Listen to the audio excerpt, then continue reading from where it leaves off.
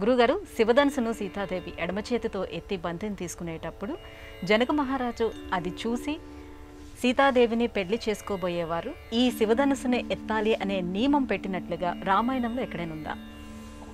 రామాయణం అనగానే చాలా పెద్ద కథ చెప్పాల్సి వస్తుంది. ఎందుకని? రామాయణం ఒకటి కాదు. వాల్మీకి రామాయణమే ప్రామాణికం మనకందరికీ అనుకుంటే వాల్మీకి రామాయణంలో ఈ వృత్తాంతం లేదు. కంబ రామాయణంలో ఈ కథ ప్రస్తావన ఉంది. ఆనంద రామాయణం, జానపద రామాయణం వీటిల్లో కూడా ఈ ప్రస్తావనలు కనిపిస్తాయి. రామాయణాలు వందలాది, కానీ ప్రామాణికం వాల్మీకి రామాయణమే. శ్రీరామాయణంలో 66వ సర్గలో బాలకాండలో శివధనుర్భంగము, శివధనుస్సుకు సంబంధించిన ప్రస్తావనలు వివరింపబడి ఉన్నాయి.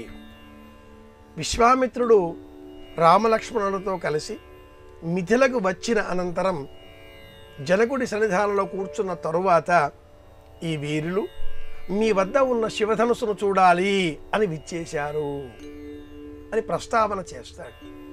దానితో జనకుల వారు ఈ శివధనుస్సుకు సంబంధించిన వృత్తాంతం అంతా కూడా వివరిస్తూ మా వంశానికి మూల పురుషుడైన నిమి చక్రవర్తికి 6వ వారు దేవరాతుడు.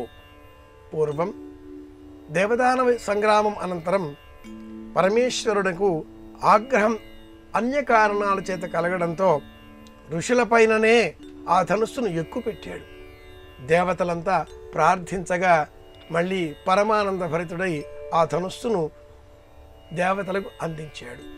అలా అందించిన ఆ ధనుస్సు 3 రూపాలు సంతరించుకున్నది. ఒక రూపంలో ఉండే ఆ శివధనుస్సును దేవరాతుల వద్ద దేవతలు అలా భద్రపరచండి అని ఇవ్వగా ఆనాటి నుంచి మా ఇంటిలో ఆనువంశికంగా ఈ శివధనుస్సు పూజలు అందుకుంటున్నది. నేను సంతానం కోసమని భూమిని వ్యవసాయం చేసే విధంగా యజ్ఞదీక్షలో భాగంగా దున్నుతూ ఉండగా నాగలి చాలుకు ఈ అమ్మాయి లభించడంతో సీత అని నామకరణం చేశాను. అయో నిజ కనుక ఇలాంటి ఈ అమ్మాయికి వరుడు ఈ ధనుసును ఎక్కుపెట్టేవారే కావాలి అని కోరుకున్నాను. అనేకులు ప్రయత్నించారు, విఫలురయ్యారు.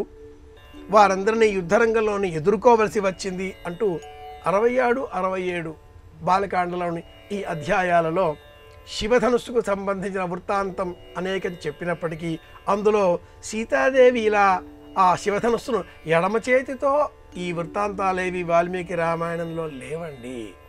కానీ అపారమైన అభిమానం మనకందరికీ రామాయణం మీద ఉన్నది కనుక ప్రతి సందర్భంలో కూడా ఇలాంటి ఉపకథలు పెక్కు మనం సిద్ధం చేసుకుంటూ ఉంటాం. సీతారాములు ఆదర్శ దంపతులు, ఒకరి కోసం ఒకరు అన్నట్టుగా బ్రతికారు.